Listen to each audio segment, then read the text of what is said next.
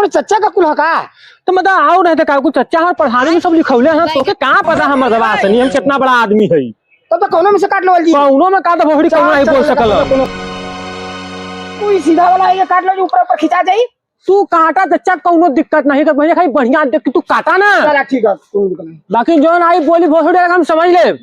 कौन आई पर कौन काटा तरो हिंदी कौन सा हमार कौन आई कर भैया कुल हमारे हो काटा तू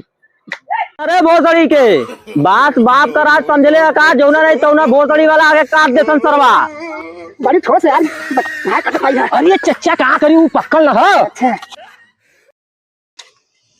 का करो तू आई बास काटो इच्छा केकर बसवा रे अरे करे चच्चा का और का हो करे तोरे चच्चा का बात अरे नहीं भैया हमरे चच्चा का नहीं झूठ बोला था हमरे चच्चा का नहीं है चच्चा का बात तो यहाँ थोड़ी बात कर रहे